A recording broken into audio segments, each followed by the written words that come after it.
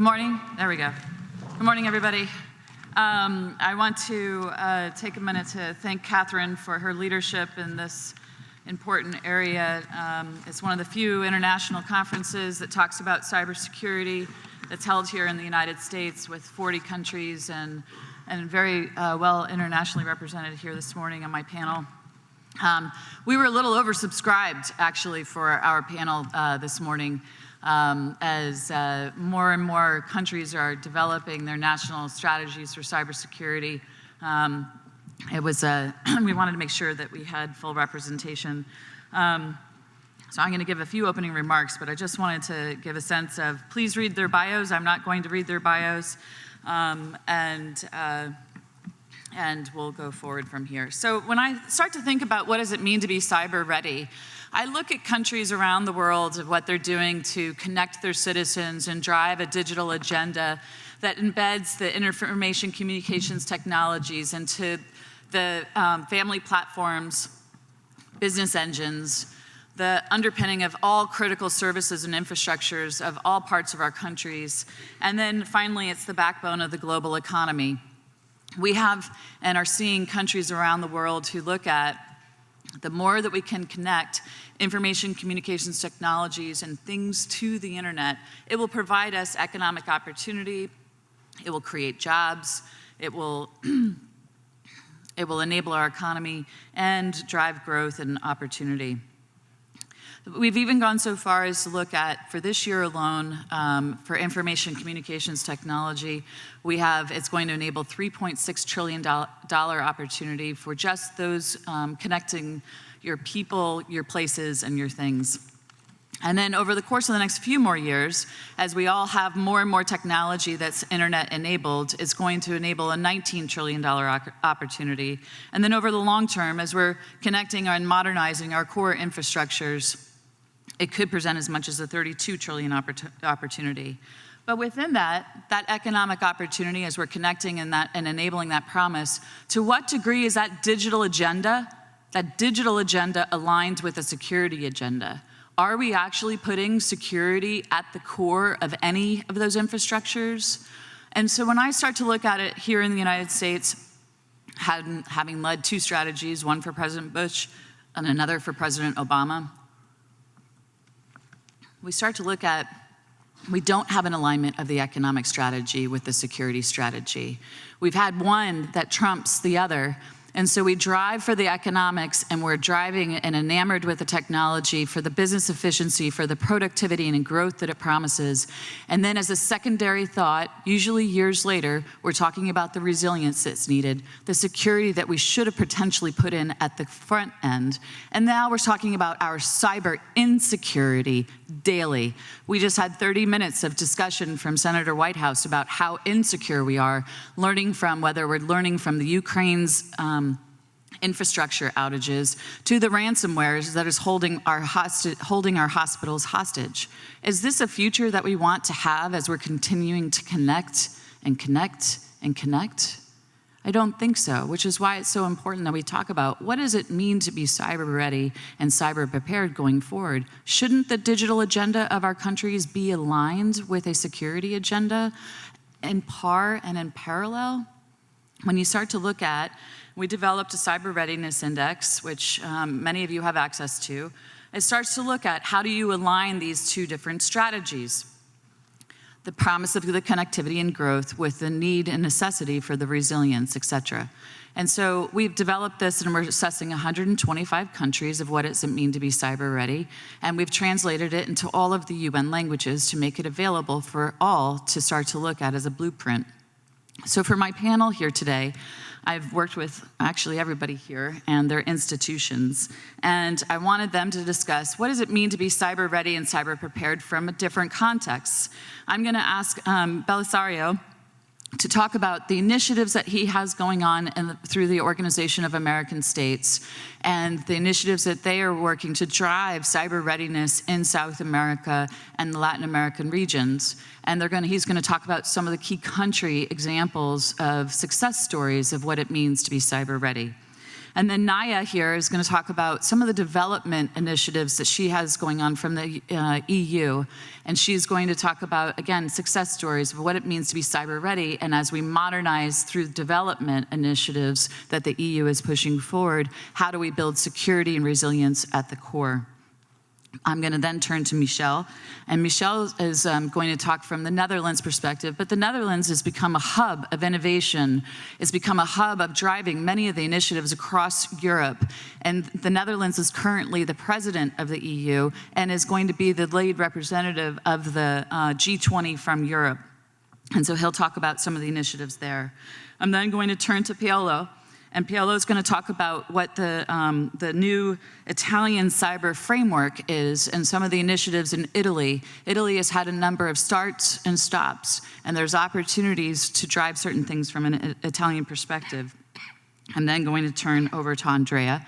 And Andrea has been working in the Baltics, and he's going to talk about a specific case study of Georgia and some of the unique challenges in the former Soviet states.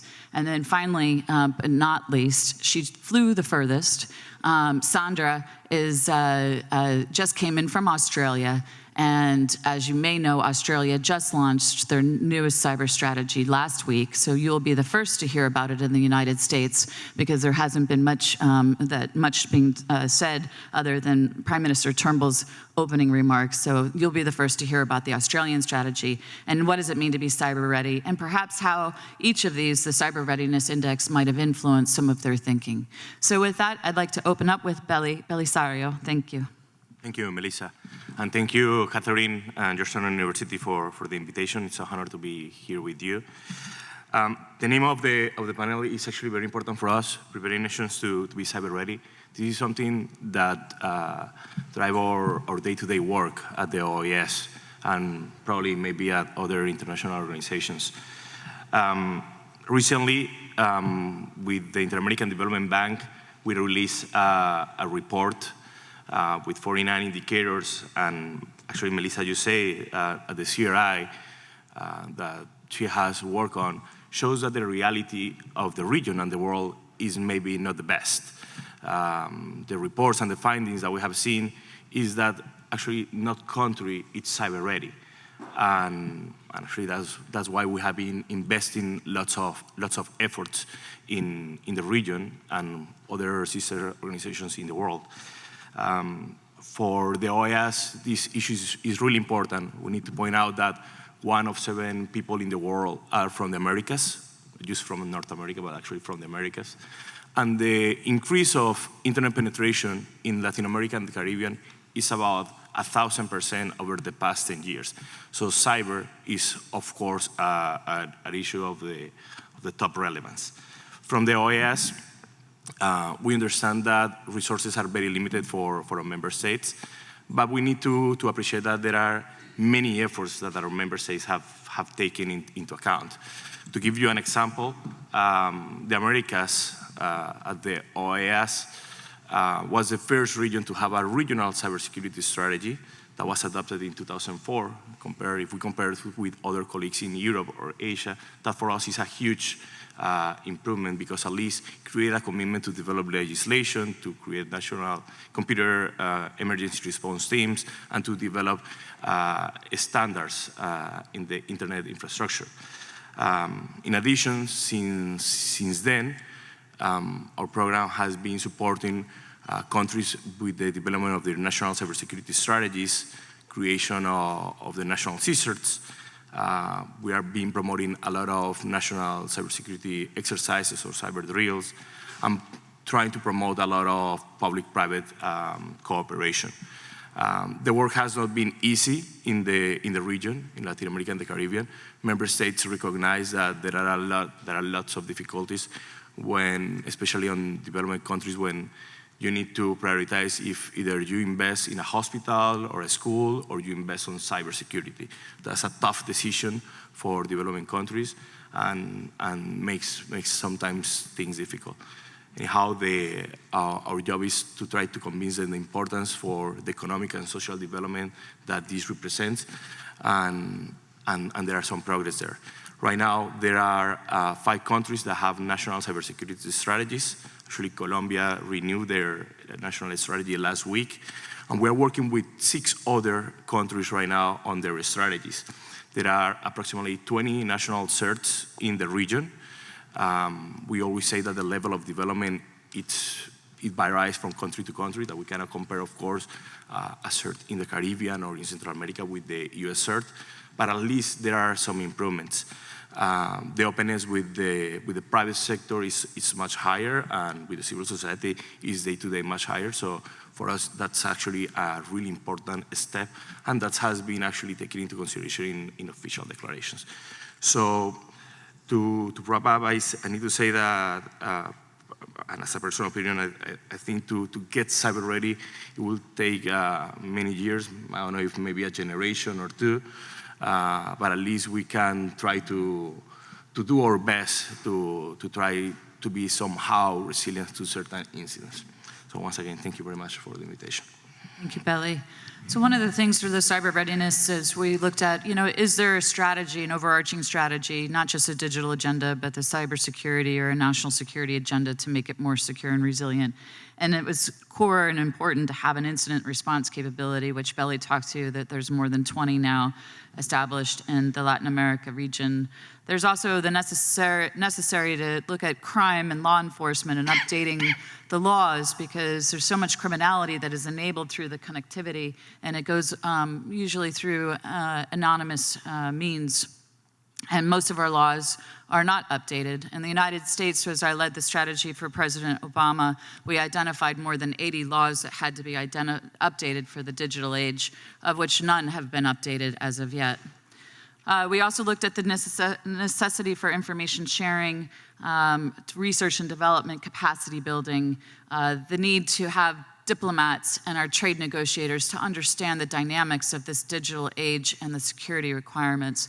And then finally, the importance of being prepared for a national emergency.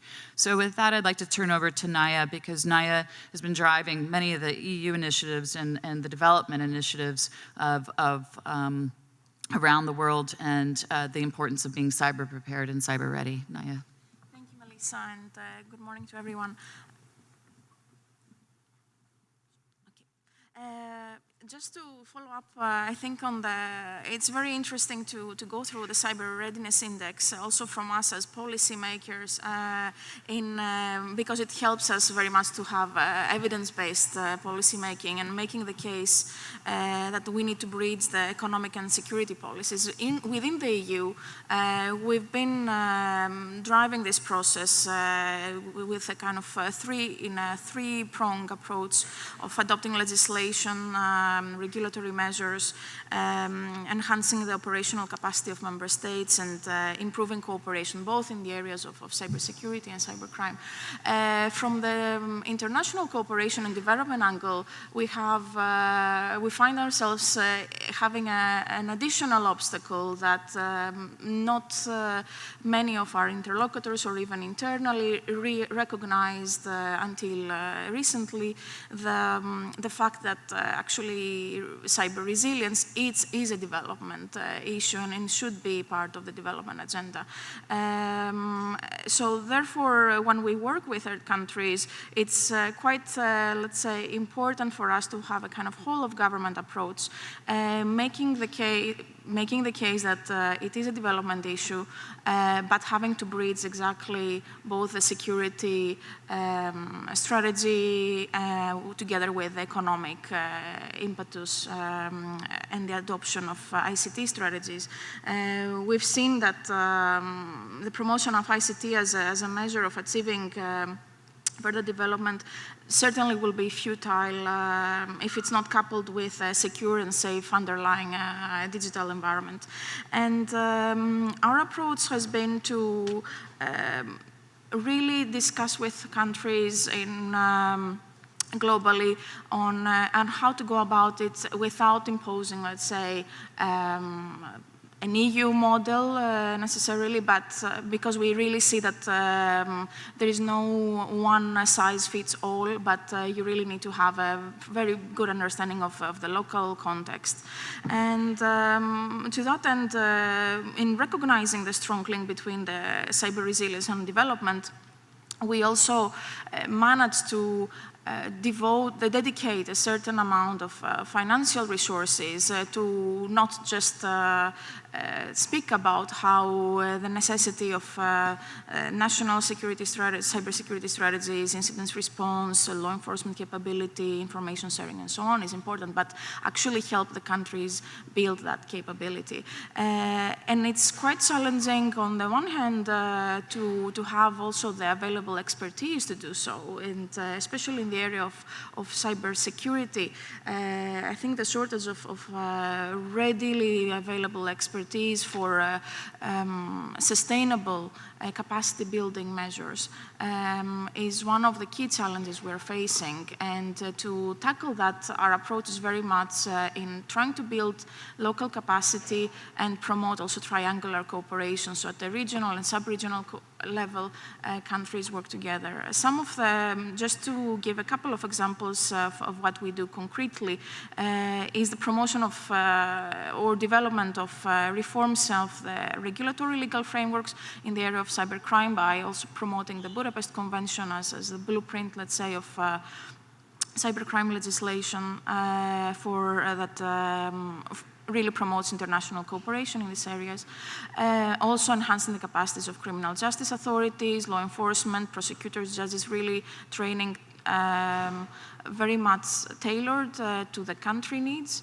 And then the development of organizational and technical mechanisms that increase cyber resilience and preparedness. That's by setting up functional CSIRTs, facilitating the development of national cybersecurity strategies, and actually bringing together all the actors in a whole of government approach by also bringing in the economic and the finance ministries inside, because without it, it would be quite a futile exercise. A good example has been in Kosovo, where actually was, I think, one of the best examples of donor coordination with the US, with the World Bank, the EU, all actually working together in helping the government, a government that very committed, and I think that's also a big issue of like having the let's say, the awareness raising of policymakers across the globe of how important this is, to actually then have them ready to push this agenda forward. In Sri Lanka, on the other hand, again, a very good coordination between the EU and the US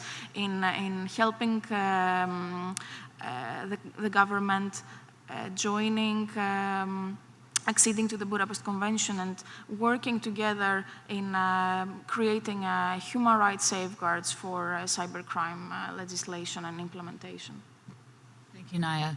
One of the things that I'm struck by is that most countries, as they're developing their strategies, haven't necessarily thought through how to best organize and then develop the capacity and fund for success.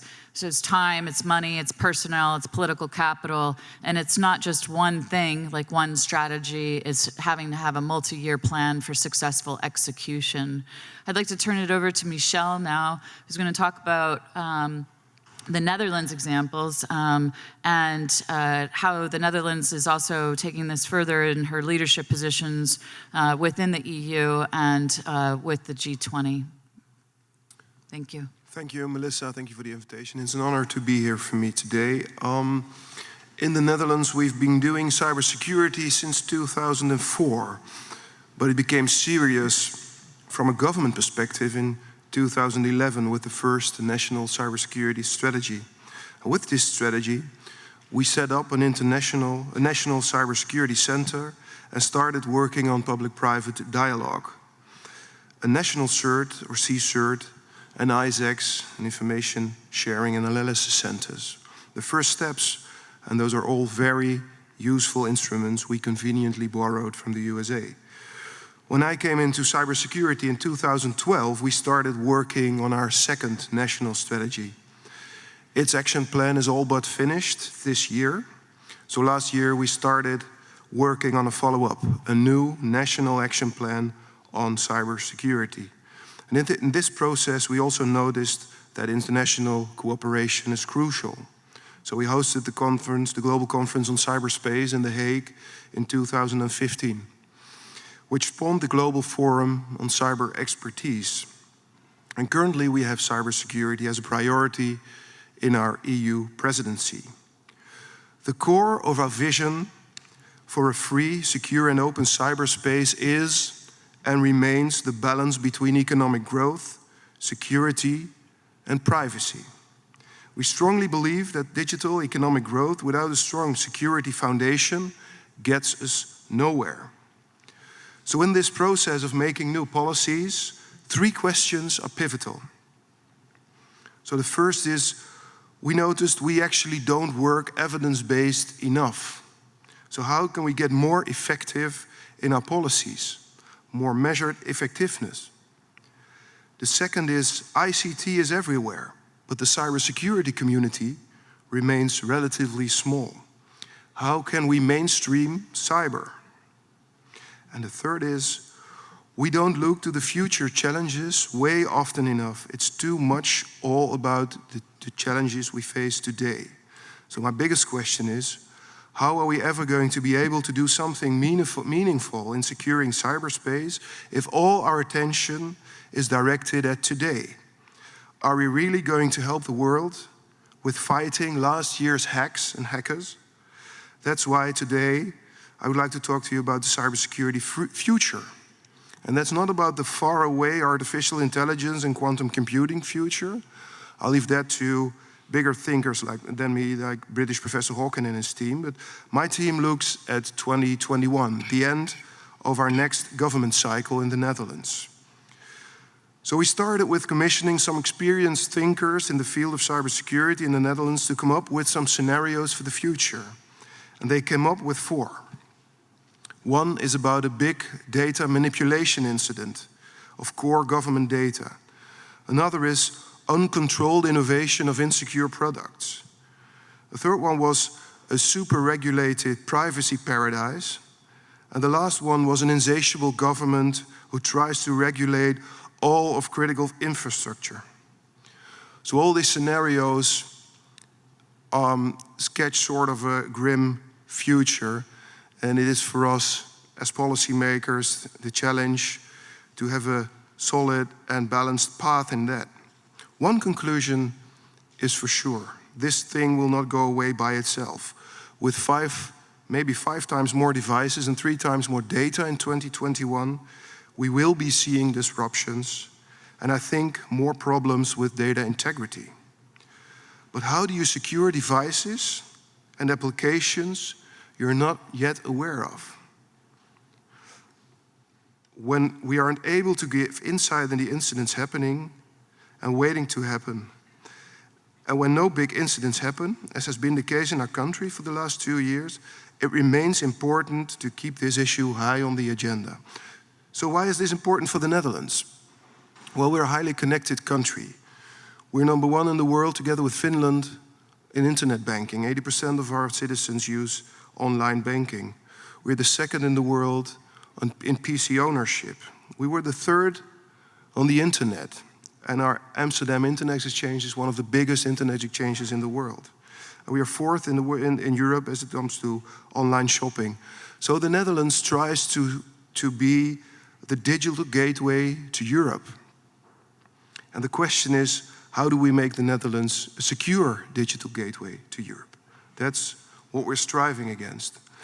And we do that to have a number of relevant initiatives in the field of cybersecurity. As I said, we hosted the Global Conference on Cyberspace last year, and the Global Forum on Cyber Expertise is positioned in The Hague as well. But also Europol's European Cybercrime Center is in The Hague, as is Eurojust. We're having in our EU presidency cybersecurity and cybercrime as a priority. And we're very happy that the NIS directive is done and will be publicized somewhere in June, I think, this year. And we are taking initiating, rolling, setting up a CSIRT network throughout Europe to make sure that every European country has a good and solid functioning CSIRT, as we believe that this is one of the core foundations of cybersecurity. We were, I think, the first in the world to set up a government policy on vulnerability disclosure, or responsible disclosure, in engaging ethical hackers, in making sure that we have a good and solid, secure hard and software. And in the course of this month, we will be having a cybersecurity manifesto, which was a private initiative, which we endorsed as a government. And I think we have some 20 corporations throughout Europe signing that manifesto on vulnerability disclosure. And obviously, we have always the one conference every year in which we bring together policymakers and hackers. So all those things together we combine in making a national and an international effort to make sure that cybersecurity in the Netherlands is on par, and it is a constant struggle for us to keep that going. Thank you. Thank you, Michel. The Netherlands is one of the examples I'd like to use about one of the best private-public partnerships in the world. And we have much to learn from the Netherlands. They have a strong partnership with industry. Industry actually sits on their National Security Council during a time of crisis, and the information sharing, bi-directional information sharing within the Netherlands is certainly one that we can all learn from, at the trust network that has been established. I'd like to move now to Paolo, who's going to talk to us about the new Italian cyber framework and the initiatives that are going on in Italy. There are a number, and they have taken some of the lessons learned from the development of the United States NIST framework and improved upon it to drive it for a local instantiation. Paolo. Thank you, Kath. You asked what is that we see as a, let's say, as a national system, and what are, let's say, what is for me a national system of cybersecurity reaction and readiness. To me, and for the Italian approach, is that we need to have in place a system, I will define it afterwards, to react and identify and react upon incidents, no matter what these are on a public or private asset. In case of a national security level incident, it needs to react in a consistent level, in a consistent environment. By system, I mean something which is across public, private, and research. The challenge here is always to keep for each of the three blocks clear goals, responsibilities linked to their statutes. Sounds to be easy, and obviously it is not. But this is the challenge for policymakers that address this. What has Italy done on this? Italy has been reversing on cybersecurity, let's say, environment more strongly as of 2013 by way of a number of internal statutes. It has designed this architecture. In this architecture, Italy has chosen to let's say, to give a role of honest broker to the intelligence community. Honest broker in the sense of leading the whole of government effort to set up the architecture. The three blocks, quickly, public, private, and research. Public, it has set up a national CERT. It has set up, let's say, a crisis unit in case of national security events. It has drawn and approved a national strategy, a national plan. The strategy has a 4-year remit, and the plan has a 2-year rolling remit. Against the plan, all the public administrations of national security interest, the National Security Cabinet, are audited every year against a number of objectives and targets. It's an exercise which is, and they are audited by the, let's say, intelligence community and the Department of Security Information, of which I'm a Deputy Director General. On the public side. On the private side, the inter-community first and other administration together with us, we have, let's say, drawn up MOUs with the major national critical infrastructure, let's say traditional and non-traditional, so infrastructure as such, financial sector and others. And we do share information on cyber events. I will come back to this later on. On the research side, Italy has federated through a national laboratory all the faculties that work on cybersecurity in the freedom of research, and they set their objectives, but they work in the framework of the national strategy and plan. This has been a major breakthrough in our situation because it has helped to, let's say, to map who's doing what and how and who can help where and who's researching what throughout the Italian academic effort. This is more than 500 researchers, more than 50 faculties, 40 labs, and so on. Coming back to the private side and the research side, you mentioned the national framework. What was the issue here? How to say, looking at an international context, and in particular to multinational enterprises that work in different environments, we felt we needed, how to say, a common language, a common fabric for addressing at enterprise level, at group level, at a strategic level, the cyber threat. What does it mean? That we needed to give our, let's say, enterprises, when I say a common fabric, I would say a common framework of assessing at strategic level, not at technical level, let's say, threat against the posture of the enterprise itself. So we had a choice. We had a choice whether to start from scratch, choice A, or B, whether to, let's say, take the opportunity of existing best practices. We chose the second. We chose the second in the sense that we linked our cybersecurity framework with the US NIST framework, but we linked by, and when I say we, I mean the Italian research capacity, the national laboratory, not passively, but by contributing to the US CERT by way of vertically, let's say, applying the framework to some sectors to which it was not yet applied. Example, small and medium enterprises, example, regulated industry, financial industry, and so on. So we took the opportunity of an existing model to help that existing model to, let's say, to be even, let's say, more, let's say, precise and vertical on some sectors.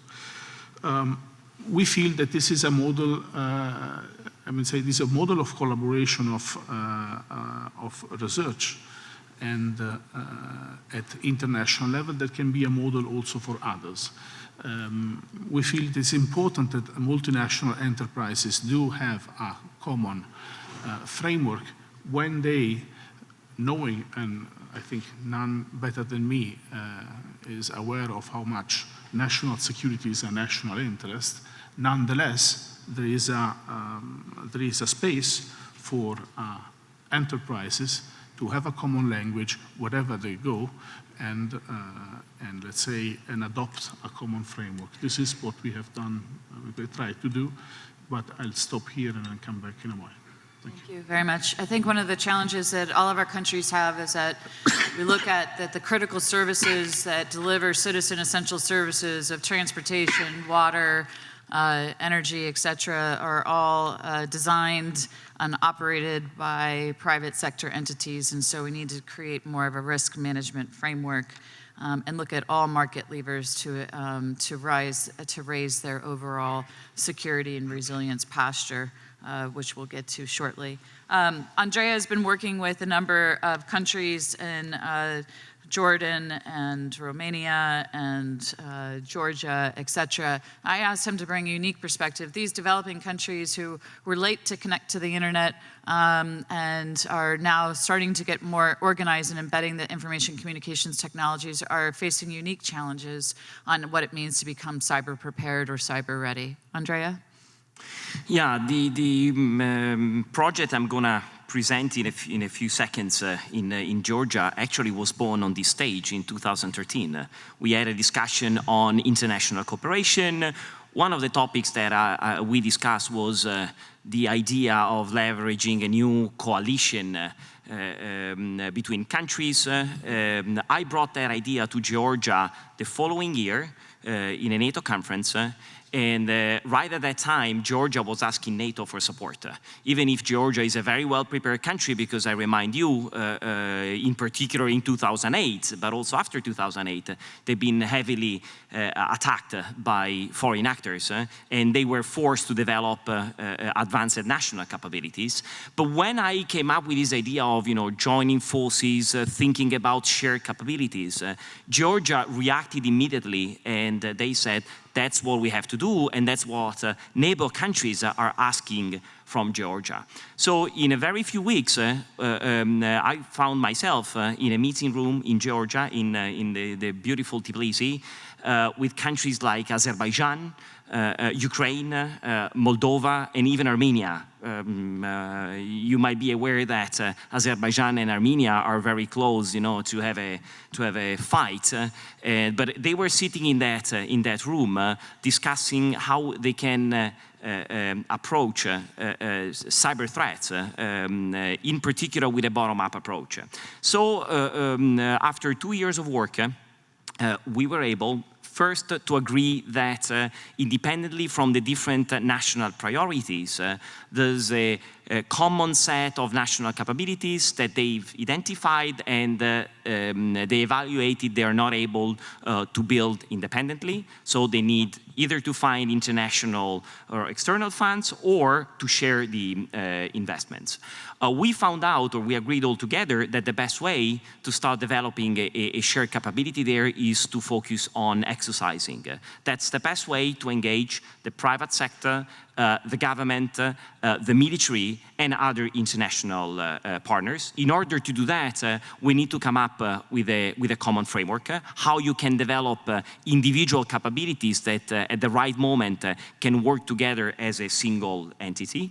Of course, in 2 years, a lot of work has been done. In a few weeks, Georgia will inaugurate this regional cyber defense center. It happens that for the next 2 years, I will be the co-director of this center together with the leaders, the national coordinators from the countries. In the meantime, other countries decided to join. Romania. Now, Romania doesn't need, Romania has done a lot of investments in this sector. They have a very advanced national cert. The military and intelligence have developed very advanced capabilities, but they've recognized that through this coalition, they can learn more about the foreign actors, they can share more, and also they can provide some support to the region. Poland, Hungary, Jordan have all decided to open a dialogue with this capability, also because when it comes to certain facilities, for example, cyber ranges, some countries, they recognize or they agreed to build one, but they don't have the skills, they don't have the resources, they don't have the investments, and so they're looking, for example, for the possibility to have a sort of cyber range in the cloud hosted by an ally and use that resource for national exercises. As you can imagine, there's plenty of challenges there. Last, the CRI has been used by Georgia. We're using the CRI because we immediately identified that all those countries had different priorities, different ways to describe their national capabilities. So the idea is to use the Cyber Readiness Index at least to start using a common language and a common way to evaluate their efforts up to now. Excellent. Thank you very much. I have, in April 2013, the Cyber Readiness Index 1.0 was discussed here and at the first time publicly in Georgetown at this conference. Actually, I was doing one of the lunchrooms. And then I formally put it together and did a much more formal launch in Australia with Sandra's team and talked about it. And then, of course, it's evolved to 2.0. But I've had the opportunity to go to Australia twice. I was just there a few weeks ago and met with Sandra. As you know, they have another, their strategy was under development under 2 different prime ministers, and it just was launched finally under Prime Minister Turnbull with great fanfare and talking about how it's going to drive the innovation agenda for Australia and move it more from the mining to a knowledge, economy and at the centerpiece. So with that, I'm really keen to hear from Sandra what is in the strategy as it's published this week. Thank you. Thank you, Melissa, and I'm absolutely delighted to be here just 5 days after our Prime Minister has launched the new strategy. Our previous strategy was issued in 2009, and obviously much has changed in the environment since then. And it was a strong message that we heard through the consultation process that the private sector, governments were really looking for an updated, refreshed vision for everyone to be able to coalesce behind at a national level. And also we heard that we needed an action plan with really practical initiatives that all partners could share in.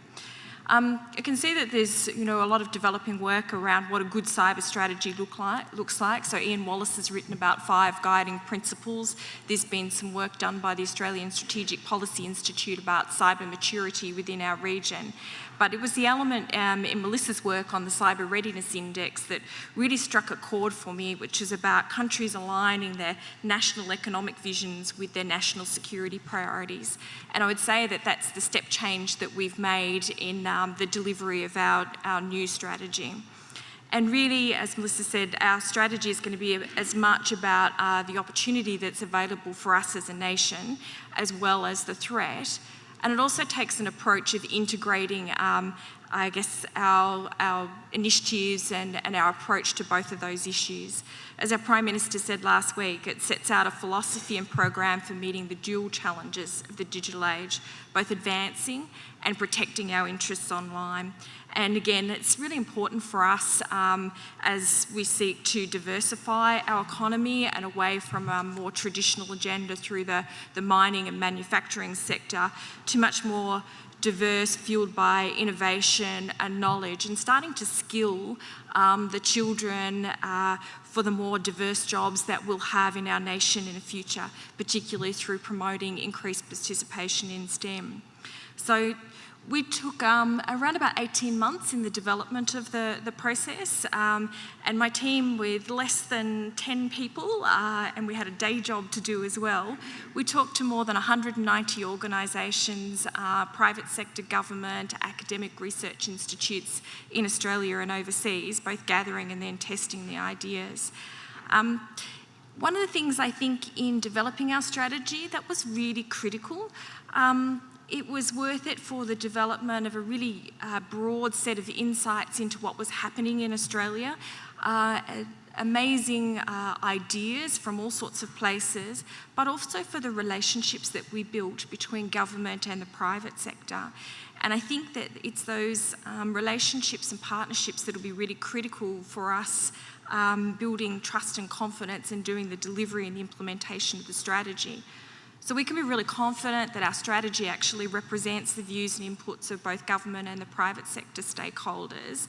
But those partnerships we see will be really stand us in good stead for the delivery and the implementation that makes us effective, I guess, in implementing our cyber readiness as a nation. We heard a really clear message from business that if we set this national vision, that they wanted more engagement with government and they wanted to invest alongside government as well. So our strategy itself is framed around 5 key themes, and we've got an action plan of around 33 initiatives and funding of $230 million. In particular, the themes are about a national cyber partnership for governments, businesses and the research community to work together around cybersecurity, strong cyber defences to make our networks harder to defend our networks and then make us more resilient to cyber attack. We've got a theme around global responsibility and influence where we promote an open, free and secure cyberspace. A really core element is the growth and innovation agenda to allow all businesses, including our cybersecurity businesses, but essentially all businesses in Australia to grow and prosper through cybersecurity innovation and the trust and confidence that secure products and services bring. And the final area is around being a cyber smart nation where Australians have the knowledge and the skills to be able to thrive in a digital economy. So with the cyber partnership, our Prime Minister is meeting on a regular basis now with the senior business leaders in the country and also raising cybersecurity in dialogue with other international leaders. But we're bringing that partnership concept to the initiatives in the strategy where we will co-design a lot of the initiatives with business. So they're influenced by a sort of multi-stakeholder approach. And one of the other things around leadership that we're doing is really getting greater clarity within government about who's actually responsible, and a 3 sort of pronged approach through policy in the Department of the Prime Minister and Cabinet, reflecting the centrality to government of the issue. We're implementing a new position of a cyber ambassador to strengthen our international engagement, and our operations will be led from government, from the head of our Australian Cybersecurity Centre that brings together all the operational agencies. We're implementing a range of threat sharing initiatives, establishing sets of joint threat sharing centres and an information sharing portal for those who don't wish to be part of the threat sharing centres. We're looking at boosting the resources that go into our law enforcement, criminal intelligence community and doubling the size of our CERT because that reflects the criticality of the issue and the engagement with business and also within our international partners. Our growth and innovation agenda, we're setting up a cybersecurity growth centre as part of our national innovation and science initiative. And under the Cyber Smart Nation, we'll also be looking at a set of academic centres of excellence.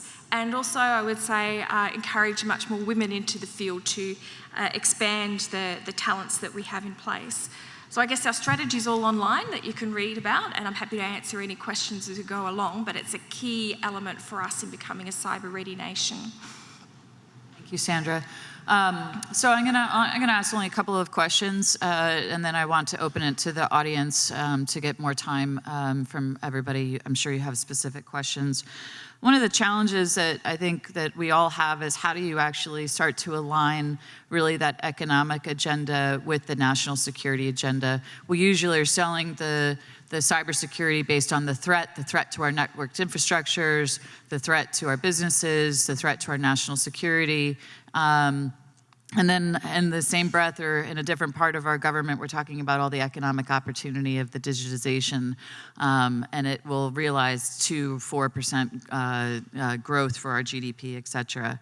So, but one of the things that we started to talk about is can you measure your cyber insecurity, the amount of downtime that your businesses have, the losses from intellectual property theft or from real crime and criminality, and start to measure it. And actually, the Netherlands was the first to measure the cyber insecurity to crime and fraud and intellectual property theft. And in that study, they said that just to those alone, they were losing at least 2% of their GDP. In the United States, we did a similar measurement just along intellectual property theft that said that we were losing at least 1% of our GDP to just intellectual property theft. The Russians actually just published a report, at least I think it's about 2 weeks ago, that suggested that they were losing as much as 25% of their GDP to the criminality, the business disruption, et cetera. Now, whether it's 1% or 2% or something much greater than that, can any one of our countries actually afford to have that level of cyber insecurity at the beginning of our digitization? And what will that look like 3 to 5 years from now? So how do we convince our leaders to take the cybersecurity much more serious and mainstream it, as Michel said? So with that, I'd like to open with Michel, because I think that the Dutch have done the most work in this area, and you've talked about the mainstreaming. And then to anybody else who'd like to answer that question. Yes, thank you, Melissa. So looking at the alignment of economy and cybersecurity, I think we've heard 3 sort of strands in this area. It's about having good statistics on damage, which is actually quite difficult to attain. Recently, in the Netherlands, the consultancy firm Deloitte made a report and stated it was 10 billion a year, and it was 2.4 on economic espionage. But also they said it's our methodology is still on scrutiny, and please scrutinize us. So really looking at good ways of measuring this damage as we move along. I'm happy to say that I think in May, our Central Economic Planning Agency, which we started a partnership with, will be coming out with a report in gathering up all the evidence also from Eurostat and the National Statistic Agency to get some more insights in the economics of cybersecurity. But first it is about damage and making sure you have a sort of a good measurement of damage that will help in getting the leaders' attention. Then the second one, and I'm happy to say that I think in June also, we'll be putting out a report on the growth of the cybersecurity industry in the Netherlands as part of the IT industry. What we've seen is that our IT industry has been growing in numbers of 6 to 8% throughout the crisis. And the cybersecurity industry shall be probably somewhere in the same area, but well, the report is coming out. So having sort of insight in how your cybersecurity industry is doing, as a colleague from Australia said as well, can help enormously, because that's where also the economic opportunity is. And the last one, I think, is the most difficult one. That's how do we convince each other and especially strategic decision makers that cybersecurity is not a cost, but it's a necessity. And that is something we need to be doing in a government context, but also in a private context. What we noticed in another study of our Central Economic Planning Agency is that we see that cybersecurity has asymmetries and market failure. So there are not enough incentives to create security as a basis. So we have to do some work in that. And what we see happening is, and I think the financial sector is the best example of that, is that when you as a sector state that we are not going to compete on security, that society as a whole benefits the most. So trying to look at cybersecurity as a pre-competitive trade and not competing on security is, I think, something which will move the discussion forward. Paolo? Thank you, Melissa. Provocative as well as provocative in the answer. If you give leeway to an economist in a difficult job, then you may have strange reactions. So my point is that, yes, we need to focus on how to measure the loss. I'm not sure this will be enough to convince policymakers if they don't want to hear. So something that we need to keep in mind. But having said that, my point is a lateral thought. It's a lateral thought by which we tend, and we need to, find ways to do it at a macro level. And it is what we are discussing now. I want to shed a bit of light also at the micro level, at the level of the enterprise, whereby we, both sides, tend to be in a bit of in a sort of strabism. We see how much this is worth. We may measure it, but we feel how much it is. At an enterprise level, it can be from one to everything. It's the whole of the enterprise which is at risk, and we know this by examples. But at the same time, we don't see enough work on this. What do I mean? At the micro level, I still don't see enough work in terms of having a common metric, financial metric, I mean, of the impact of cybersecurity. And to be even more clear, I think that we need some common work on a common metric at global level, the financial impact of cybersecurity. I think this is crucial, on one hand, to raise consistently awareness at the enterprise level, because a CEO, in the end, will need a number and in order to decide. Possibly he will need a consistent numbers across markets and not different numbers.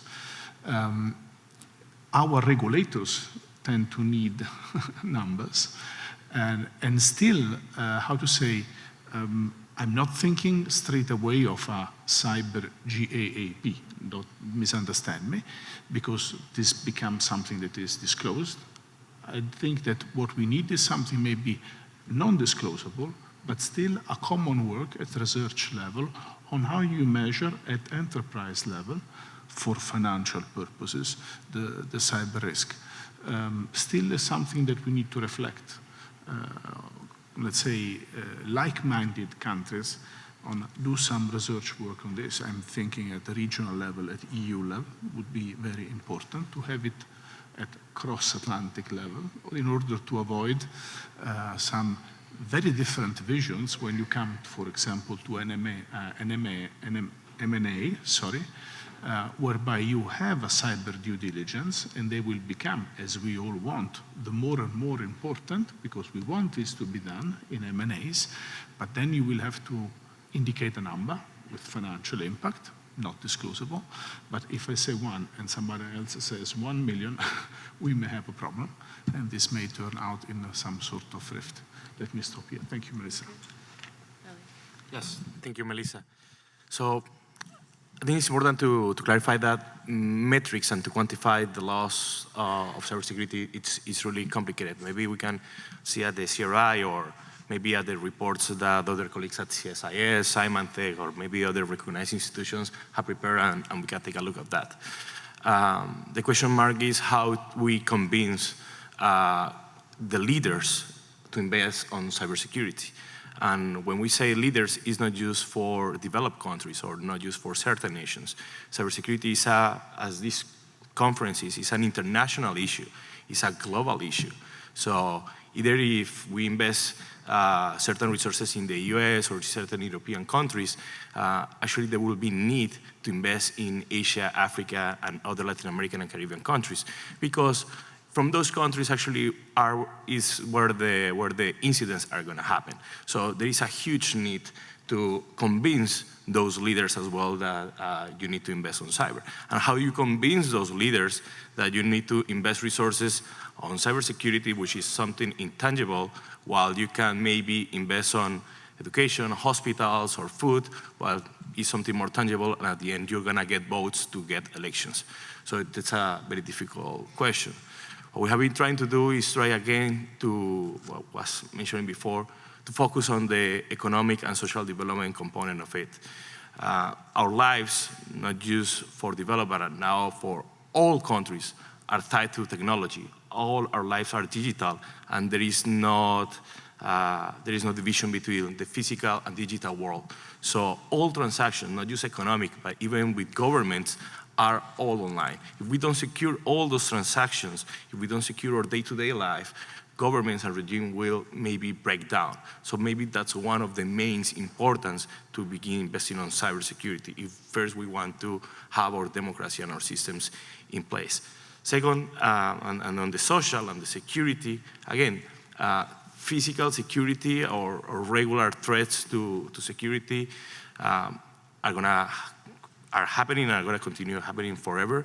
But the threats in the digital world are increasing on a day-to-day basis, and cyber crimes or crimes through the internet are more and more exponential.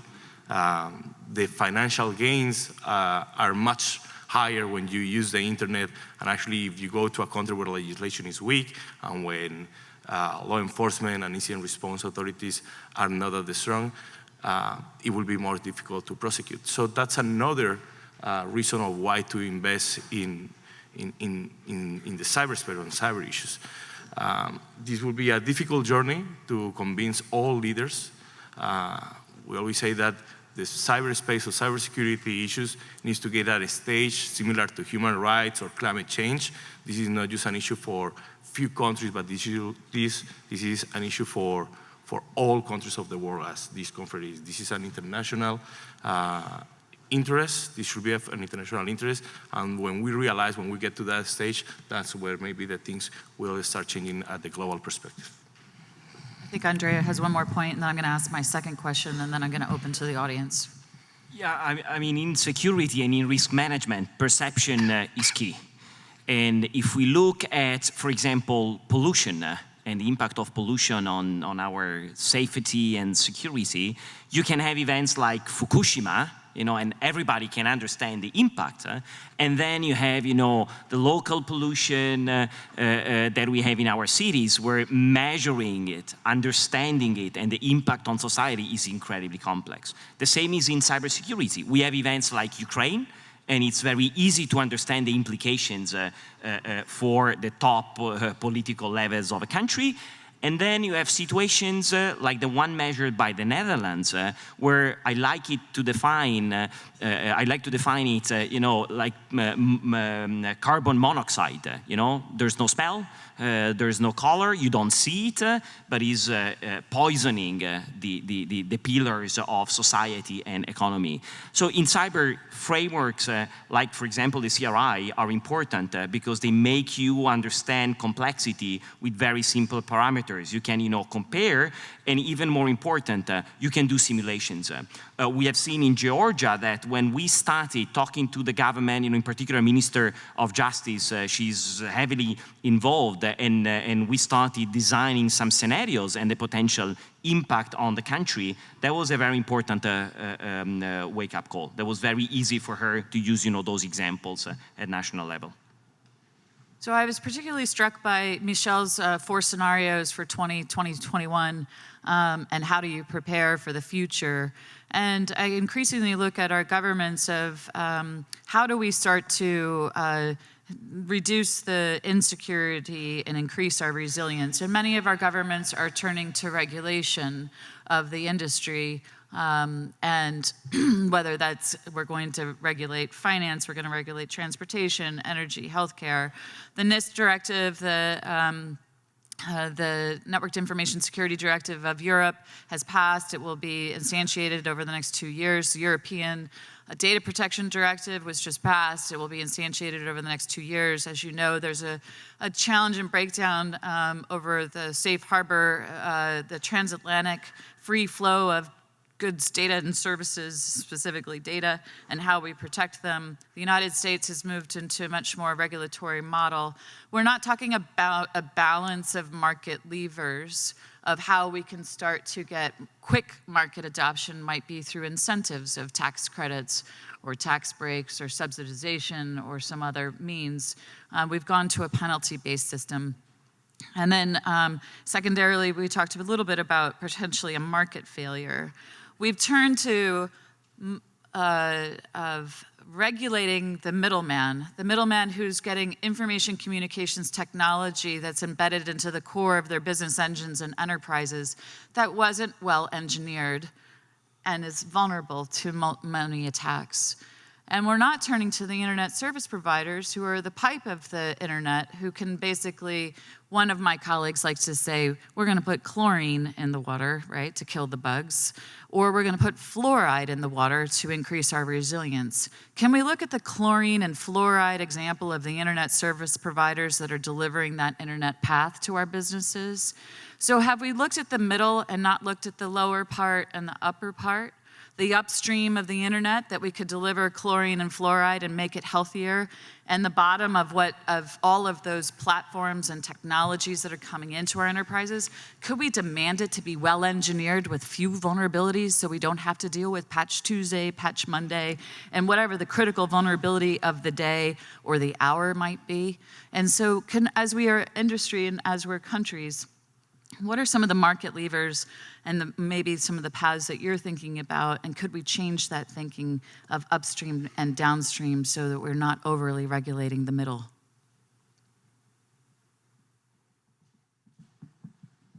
The audience needs to get ready because this is our second question. Okay, then Andrea is yes, gonna... I will start. You used the example of chlorine and the pipes.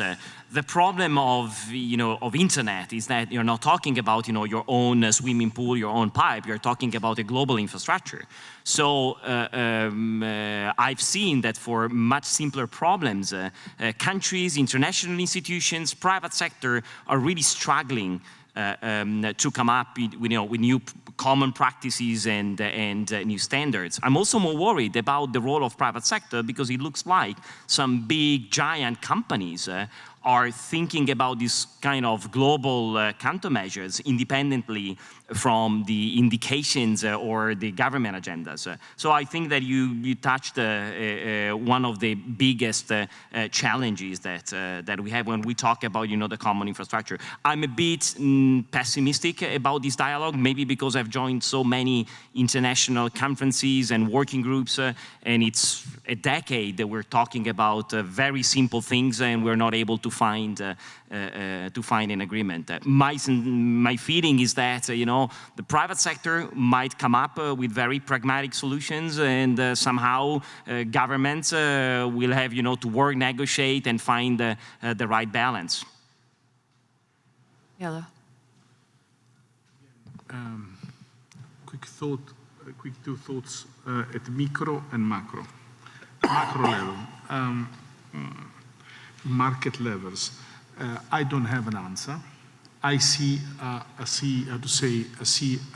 an unfolding of what we have in front. If you move towards, for example, an IoT society, in which you have machines that do interact the one with the other, my impression is that it's not any longer a question of security to be required at a given level. It's either secure or not secure. It's 1 or 0. It's black or white. And if it is so, it is that, for example, then enterprises that will want to work in a national environment will have to have that national environment either secure or non-secure. And if it's not secure, maybe they will try to introduce security to the extent possible for their, for example, supply chain, if possible. If this will be enough, this is already now, but it won't be enough in that environment. So let's put it the other way around, for the policymaker in that country, the question is either I'm in or I'm out of this development. I don't know a stronger market levels than this, frankly speaking. Micro level, same situation. I mean, if you enter into machine-to-machine IoT situation, put it again more generally, the more what we have seen, and let's say the border between a physical and a virtual world will simply fade out because it will be physical and virtual together. This is where we are going to.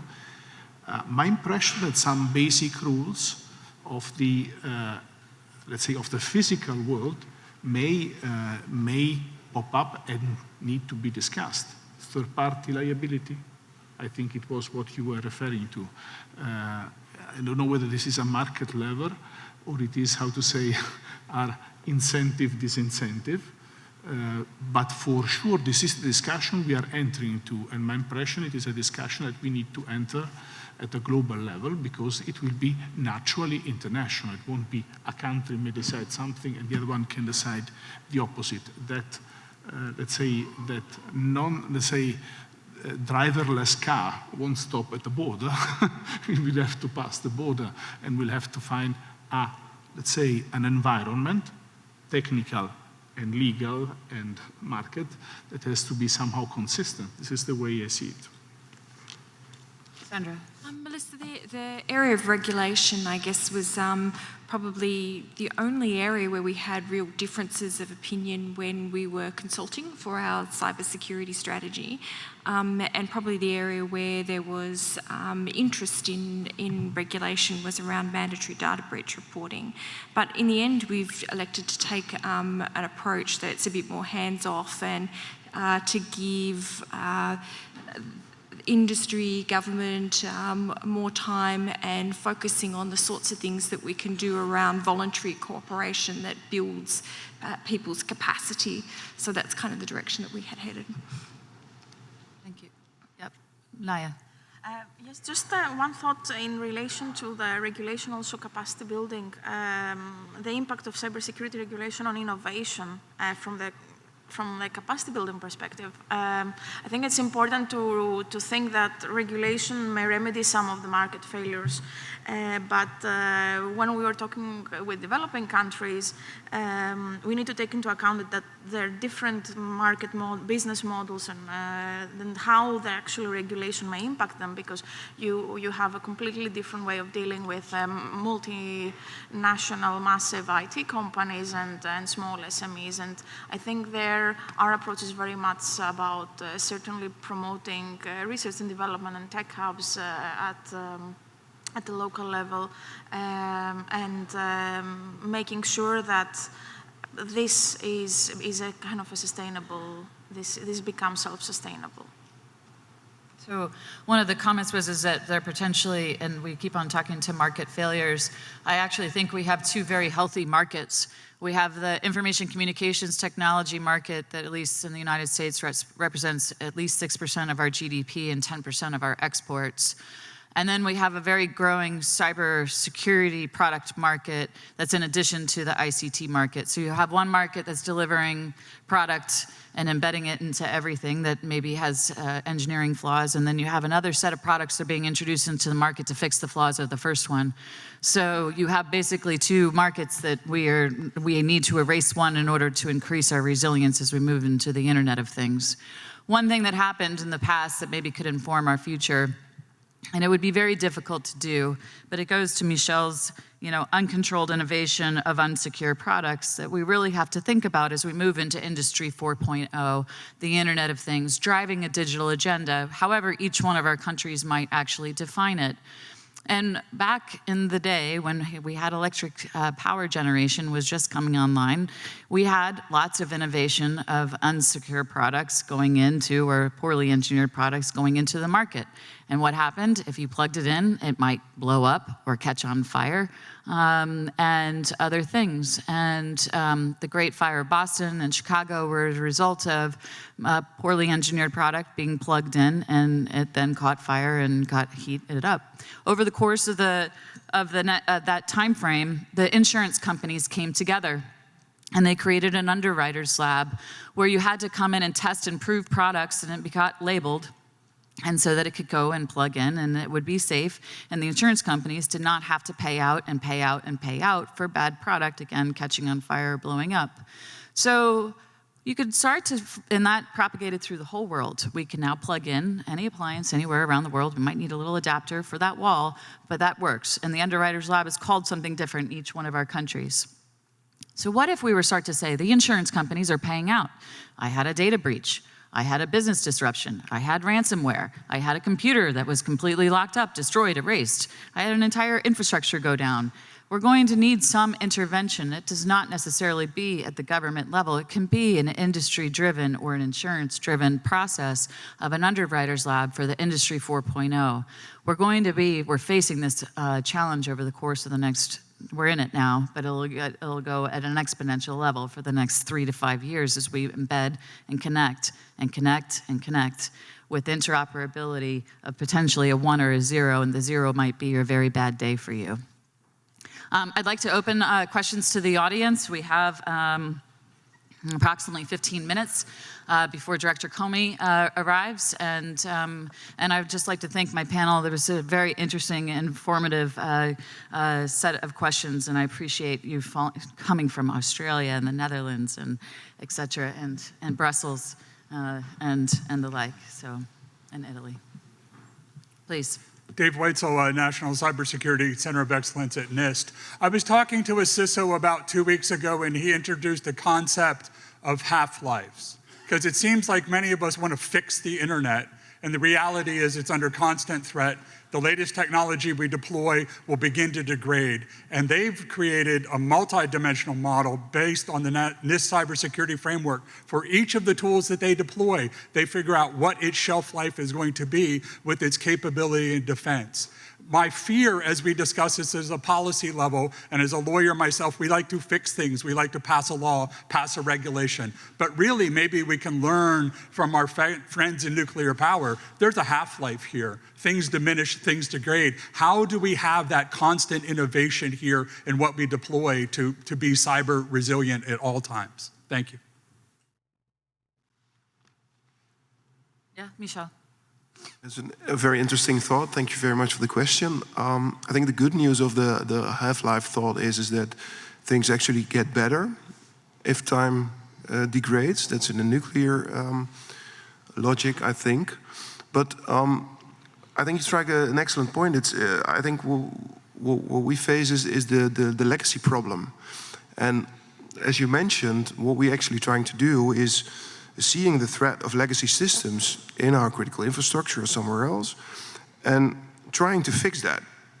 And in the meantime, we forget that every new ICT system we deploy is going to be the legacy system of the future, of tomorrow. So I'm very interested in learning what you told about what kind of models or methods can we develop, not only to fix the legacy problems of today, but more important, to make sure that all the ICTs we deploy today won't be legacy problems for tomorrow. So thank you for that. Anybody else? I'm not sure if the internet could be fixed so quickly and so fast. From our side, we don't try to fix things, but actually we try to improve certain things and to support our member states to improve certain things. The thing is that when you have certain countries that they don't have legislation, when they don't have incident response team, when they don't have even people trained to respond to certain incidents, it could be scary. Again, I invite you to, and many of this room, to try to don't think just in the US, maybe in the developed countries, because the US has great advances, but the internet is not just the US. The internet, it's everything, and everything is connected, and there are parts of the world where there is nothing, where it could be actually scary to go to that country, and you could get attacked, or actually this country or other countries of the world could be attacked. It's necessary to get regulations, it's necessary to get legislation, it's necessary to get incident response teams, it's necessary to get the private sector and the technical community and civil society to actually collaborate and help answer and try to improve the internet. I'm not totally sure if someone or if a group of people will be able to someday fix the internet at this point, but I think there is a lot to do to improve the quality of the internet and how we navigate on it. Please, the question. I'm with the University of Maryland Center for Health and Homeland Security. My question is for Mr. Leeuwen or Ms. Ragg, but really anyone on the panel. We talk a lot about how important cybersecurity information sharing is, especially between the public sector and the private sectors. And as you may know, it took this country, the United States, several years to pass cybersecurity sharing legislation. I'm wondering how your countries have dealt with issue, the concern about privacy and protecting privacy, especially personally identifiable information, which was one of the main reasons why it took so long in this country to actually pass the cybersecurity information sharing legislation, because there was such concern about sharing that kind of information. I'm wondering how your countries have dealt with that issue. Thank you. For us, I guess it's still in an incubation period, starting to work through some of those issues. So we've brought some of the telecommunications companies are coming into our cybersecurity centre, and that's I guess providing the framework that we'll use through our joint threat sharing centres. So we're looking at also the CERT model and how they're working with information sharing, but I guess it's still quite an open space for us in how we're developing those frameworks. But it's clear industry has told us that need a certain level of protection, and again, government wants to put protections around its information. So how do we best put that into a pool that we can most effectively use? And yeah, with those sets of frameworks. So we're not looking at the legislation at the moment, but certainly to create legislation, but looking at the defining legislation around both the private sector and government in that sharing at present. So it's still a relatively new field for us. So in the Netherlands, I think we have quite a strong data protection regulation being set up, and that helps us when looking at from a CSIRT perspective, is that where I think the focus point is of information sharing inside cybersecurity.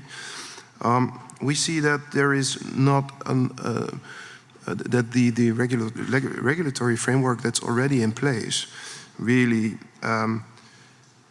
gives us the obligation to be really modest with large amounts of data.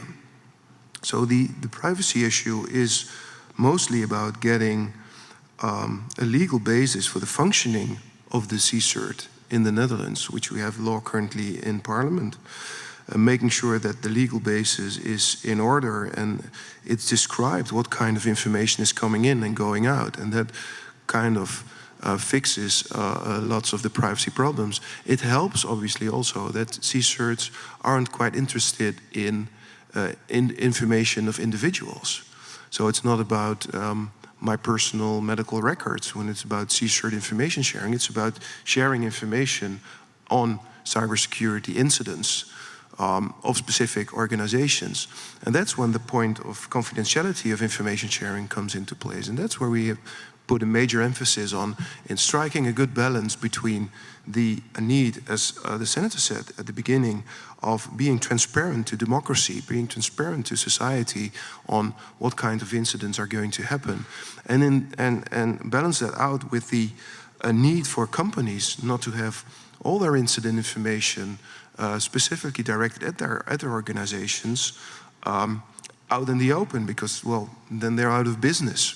So in our legislation, which currently is in Parliament, we have made a sort of a modus in which we find that the Freedom of Information Act, which governs also the way we do business, isn't applicable to the detailed information we get from private organizations. And that's a very important basis to get information sharing between private and public going. I'd like to open it to the next question. Oh, Sandra. We've also got our Data 61, it's a data innovation group, a sort of public-private partnership in there in Australia that's doing some specific research in this area and looking at the development of tools that can facilitate that sharing. Thank you. Please. Thank you for sharing your plans and perspectives. I just have a question around diplomacy. And I wanted to ask what the respective nations are doing in terms of training diplomats in the area of cybersecurity so that they're aware when they're engaging in real-time conflicts, or surrounding themselves with the right technical folks to be able to have those dialogues, not just with collaborating in allied countries, but when you have either attack scenarios or while you're engaging on things like internet governance, are there efforts in terms of training diplomats in these more technical areas? Thanks. Thank you for the question. So there's been a number of initiatives across different countries, and I'm going to open it to the panel. Diplomacy and training our diplomats, I think, is a broader context. We talk about rules of engagement. We talk about confidence-building measures. We're talking about export controls, which you'll hear about in one of the panels with the Wassenaar Agreement. Then we also talk about trade negotiations. We're currently negotiating the Transatlantic Trade Agreement, and at the core of the challenges with it is data protection and interoperability. And then the Trans-Pacific Partnership that we just negotiated with Australia has the digitization, a localization of data, as well as protection of data and intellectual property component to it. So diplomacy is broad-ranging. It's economic, and it's security, and it's trade, et cetera. So I'd like to open it up to the panel to answer the question from a broad context of how we've got a new cyber ambassador in Australia. I know we've got a cyber attaché and diplomats in the Netherlands, et cetera. So if you all can answer that from your perspective, but both from an economic and a security perspective. Yes, so certainly we've got some programs, but it's still, again, it's a developing area for us. And it's one of the things that struck me as we're doing our consultation for our cybersecurity strategy is that we need to increase the awareness of cyber issues across all aspects of government delivery, but also into the executive leadership in our companies as well. So yes, the diplomatic and trade piece is certainly on the agenda, and we've started work in their area, but we think it's a much broader dialogue that we need to have. Well, from a Netherlands perspective, I think it is, as I said, cyber mainstreaming is very important. And that means that diplomats should know cyber as well. Do they at this point? No, not all, but the group is growing, and that's, I think, a promising thought. From the Netherlands, we see the cyber diplomacy in 3 categories. It's about capacity building, it's about cyber norms, and it's about confidence building measures. And we have to make sure that in all areas we make progress and make sure that we are moving on at this point in time. And I think for all countries, it's important to make sure that we are having diplomats ready in case conflict happens. So are we ready diplomatically for the next cyber conflict or the next cyber attack? I think there's lots of work to be done there, and the Netherlands is committed to do that. No, so I do need to say that in the second panel you're going to have Jim Lewis and Chris Painter, which are the masters of the CVMs. And from the OAS perspective, on the Commission on Hemispheric Security, there are sets of confidence building measures. And recently there was a CVM, I think it's 47, which is specifically on cyber, which was adopted a couple of weeks ago. And there is going to be a special session next year. Like most likely it's going to be a session early in 2007 to deal on CVNs, and most likely about that one, on cybersecurity. Quick answer from the Italian side. It has started quite recently on this, both internally by establishing, let's say, a strong point of, let's say, of coordination at foreign affairs. Then bilaterally, through a number of bilateral, let's say, efforts, Italy with a number of allies and countries. Multilaterally, in a number of fora, the obvious ones, Italy is funding an initiative on the OSCE side in Vienna on CBMs. All of this happens, in any case, with a strong, let's say, with a strong whole of government coordination at the center of the Prime Minister's office. This because here too, this is has to be part of, let's say, of the wider strategy that the country has to, let's say, give itself and declare. Thank you. Yes, from the EU perspective, certainly the 2013 EU cybersecurity strategy is, let's say, the cornerstone upon which we also built our diplomatic efforts.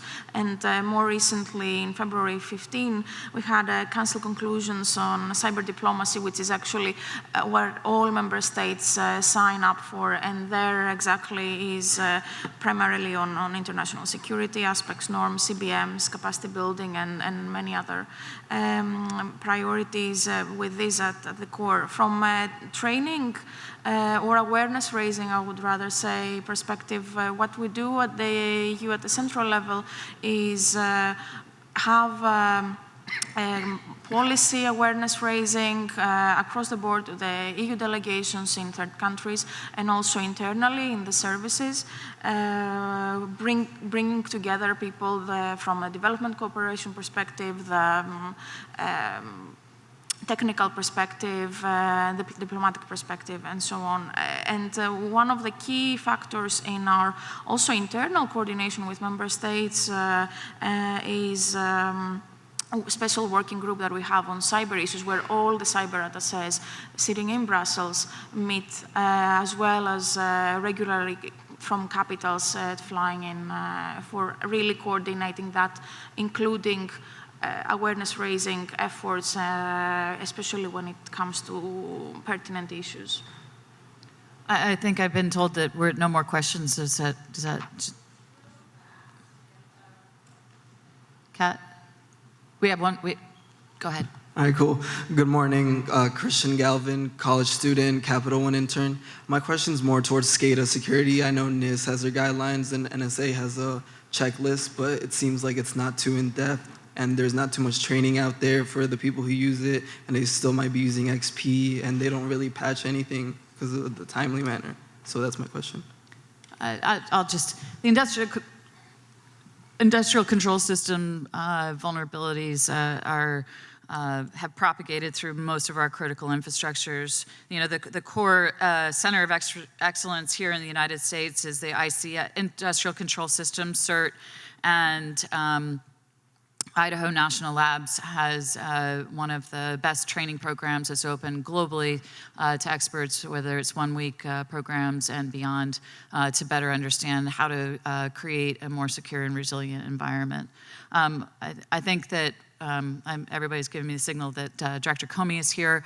I want to thank the panel. You've come from very far away. You've given a number of different international perspectives of what does it mean for a nation to become cyber ready and cyber prepared. And I thank you very much for your thoughtful comments today.